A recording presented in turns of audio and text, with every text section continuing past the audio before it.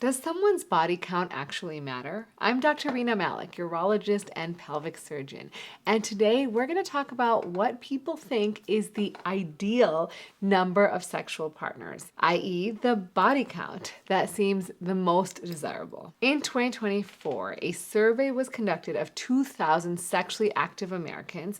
It was done by something called Talker Research, and it was commissioned by a Swedish sex toy company, Lilo. And it found that 1 in 4 Americans admit to keeping their body count from their partner. And 16% actually lowball their body count. However, 2/3 of the people in this survey thought it was really important to know the body count of their partner if they were in a serious relationship. But what are people looking for when they ask about body count? Well, another 2024 study wanted to look at how society views men and women with different numbers of sexual partners.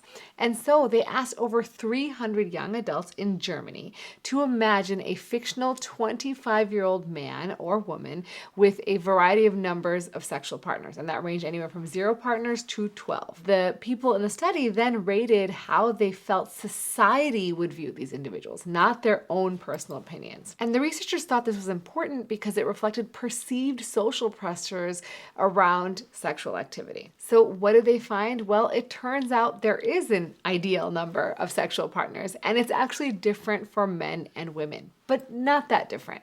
For women, the ideal number was a little lower, around 2 or 3 partners, and for men, it was slightly higher, around 4 or 5. Interestingly, the study also found that if you had too few or too many partners, that was actually negative for both genders. Now, moderate sexual activity was generally seen as most favorable, meaning that you should have some sexual partners. But if you went up or down, that was generally more negative. And these deviations from the ideal were different for men and women. For women, having more partners than the ideal was viewed more negatively than having fewer. Whereas for men, when they had fewer partners than the ideal, that was viewed as more negatively. But it wasn't as consistent as it was for women. And when we looked back at that Talker Research survey, it found that the average American has an average of 14 partners, which is a lot higher than the ideal number. Now, I don't know enough about this survey from Talker. I'm trying to get the raw data to find out what ages these people were and,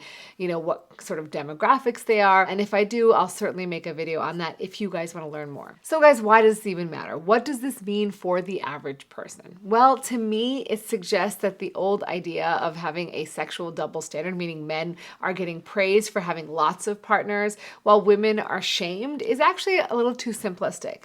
So we know there's differences, but there's also similarities in how society views both genders.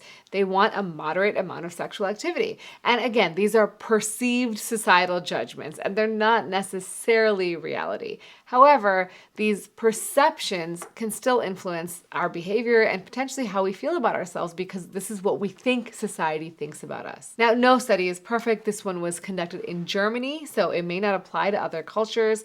And it also focused on, again, this general perception of what society thinks, which, again, may or may not be valuable. So why does this matter? I think understanding societal perceptions of sexuality can ultimately help us challenge harmful stereotypes and promote healthier attitudes towards sex. And you guys know I think sex is great. So what I want you to take away is that your value isn't determined by the number of your sexual partners. Every human is entitled to have pleasure as long as it's safe and consensual. And ultimately, if you disclose your body count with your partner or if it feels important to them, that is a discussion worth having with your partner and understanding ultimately why that number matters to them. And it may be valuable information to you too if you're the one disclosing your information. You want to be in a partnered relationship where your partner understands and accepts you regardless of how few or how many partners you might have had. And I'm curious, what do you think about body count? Comment below and let me know. And if you're still listening and you made it this far, make sure to check out my newsletter that I send out each and every week to over 20,000 people, where I talk about new research that's coming out, what's going on with me, and a whole host of interesting stuff. So make sure to sign up. It's completely free and we'd love to have you join us. And as always, we're going to take care of yourself because you're worth it.